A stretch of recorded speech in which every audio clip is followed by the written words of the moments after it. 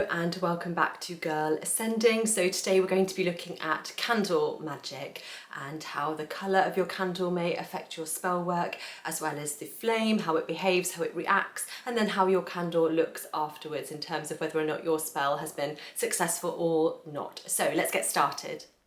Okay, so the first colour of candle we're going to be looking at is white. Now, white is a great candle for candle magic because it serves as an all-purpose colour. So you can use it if you don't have the correct colour of candle a specific spell requires. But in general, white candles also represent purity, peace, truth, harmony, which can be very helpful in a number of different spell contexts. And then if you think about colours close to white that you might want to use, if you're using a grey candle, this can represent shielding, neutrality, self-defense. And then if you were to use a silver candle, this is all about accessing goddess energy, which is available to us no matter our gender or binary. And that can also be really helpful if you're casting a spell during the lunar cycle that's connected to a certain stage in the lunar cycle, or also about persistence and inner conflict as well. The next colour of candle that we're going to be looking at is black. Now again, black is a really good all-purpose candle colour when we're looking for protection spells, but also for binding and hexing as well. Now these are often spells that you should approach with caution, but doing a protection spell is of course quite neutral and something that often comes up a lot. A black candle can also be great for just absorbing negative energy, so especially during a time of retrograde or periods of stress, just lighting a black candle in your space can be a really good way to get rid of negative energies if you don't want to sage your space instead. A black candle can also be used for any spells to do with getting rid of bad habits, so shadow work, purging, that sort of thing. And then when we're thinking about colours associated with black, if we were to use brown instead, this would be associated with a spell to do with stability, decision making, and also bringing our emotions back into balance as well.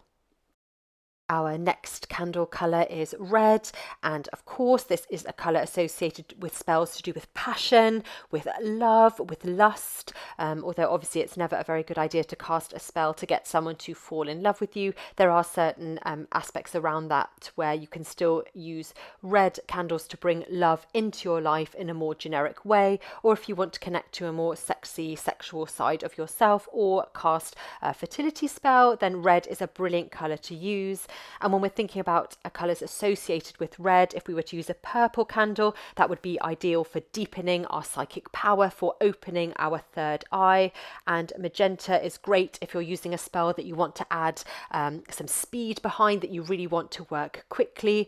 And then if we were to use pink, this is all about friendship, about self-love, about casting a spell rich with personal happiness. And then if we were to use peach, we would be thinking about joys, simple joys. So quick spells around the home is brilliant for that. And then for orange, we're thinking about success and also adaptability. So when we're looking at red candles and that sort of colour palette, there's lots around that we can really use to deepen our spells and our magic work. Okay, and then moving on to green candles. These are great for spells associated with money, with prosperity, anything that you want to align with when it comes to material wealth, bringing that into your life. Obviously, green is a very earthy colour, so it's also great for healing as well. Any spells to do with health, because of course health is wealth.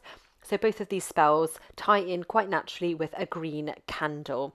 And then if you want to do a slight variation, say you want a teal colour, this is more to do with the tranquil side of healing and connecting with spirituality. So it could be to do more with, say, mental healing. If you were looking to do that, you would use a teal candle. And then if you wanted to, say, use a blue candle, that again is very much deepening our wisdom, our creativity, along with asking for inspiration as well. Okay, so now we've had a think about the colour of our candles and how that may affect our spell work. Now we want to take a look at flames. And as you can see here, when I initially tried to light our black candle, the flame kept going out. It just wouldn't light at all. And if this happens to you during your spell casting, what it basically means is that your work is finished. So there is a spirit opposition to your spell work. So this could usually mean either that perhaps what you're trying to bring into alignment is not for you at the moment, that spirit is not seeing that for you, or it may be that you do not need to cast the spell because what you're looking for is already coming towards you in your life. And we can see that even though the candle doesn't light properly, that there is still smoke coming from the candle in any case to indicate that there is some force behind it. And as we can see with our next candle, at first when we're lighting the flame, that there is quite a small flame, and that again is usually a negative sign that there isn't a lot of energy behind your spell and that things probably won't turn out as you want. However, as we can see that this flame is now growing in strength, getting stronger, that is giving you the indication that there is a doorway opening. If we see between the top of the flame and the bottom, there's that portion of black where a portal is coming through. Your energy is able to manifest what you're looking for this spell. So that's really what we're looking for. We really want to see a tall, bright candle flame when we are conducting our spell work. And now we can see that our steady flame is starting to move, is starting to dance and flicker. And this again is a good indicator that our spell is working, that there are spirits coming in to help us in our spell work. Sometimes it can be quite meditative to watch your flame as it dances during your spell work as well. However, we want to be aware of this more chaotic flickering, because sometimes that can mean that too many spirits are coming through, perhaps a negative energy is coming through that we don't want to be associated with, and it can become quite overwhelming. So it's always important to ground your spell work first, and if your candle is flickering, dancing, that is a positive sign. But if it's going really crazy and erratic, we want to be a bit cautious of the energies that we are associating ourselves with, and perhaps blow our candle out, relight it, and start that particular spell again. And then when it comes time to blow your candle out, we want to be aware of what the smoke is telling us about our spell. So white smoke, lots of white smoke, is widely believed to be a sign of a blessing, that things have gone well, and that spirit has approved your spell work. So a white smoke billowing out is a very positive sign, whereas black smoke can sometimes represent that maybe there is some negative energy surrounding you, that there may be some conflict, maybe the spell that you have cast might not work as well as you are hoping, and that perhaps you need to do a bit more cleansing first.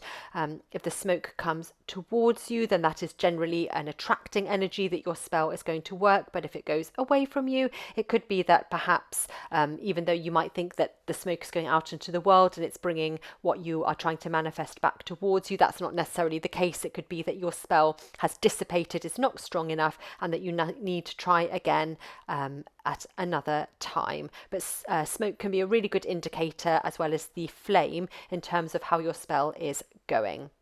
And then we move on to the shape that is left behind once your candle has gone out as well. So if we've got this very circular, even crater shape, this often happens when you've got, say, a thick pillar candle, but also in these smaller ones as well. This means that possibly your magic on this occasion was not strong enough to cast a successful spell, and although everything looks quite balanced and quite even, it's also a sign that the spell was quite weak and that maybe your intentions have been blocked on this occasion, so you may not get back what you are exactly looking for. If there are sort of those drips that you sometimes see coming down on the side, this means that although part of your spell may work, actually it's likely that parts of it won't. You may need to try again. And then if we have a candle that has sort of burned in a more uneven way, as we can see on the side here, there's some wax sticking to the side. It doesn't have that same crater effect. This kind of debris on the side can mean that perhaps there are unforeseen karmic effects to your spell, so you want to be a bit careful in terms of the intention behind your spell work, as negative as well as good things may come back towards you. And this is the case as well if you see soot around the top of a glass candle in this kind of way. On this occasion we don't have it, but sometimes it can accumulate at the top, and that can also be a sign that there may be some negative energies at work with your spell as well. So you maybe need to take a bit more caution and reassess how exactly you want to cast your spell going forward. And if you notice that your candle has gone down very quickly, or your candle has spent very quickly, that can actually be a really positive sign that there's lots of strong, passionate energy behind your spell, and that things are going to work out in your favour. Okay, so there we have it, a brief look at some candle magic. I hope you enjoyed this video, that you found it useful. If you did, please like and subscribe, and I will see you in another video soon. Bye!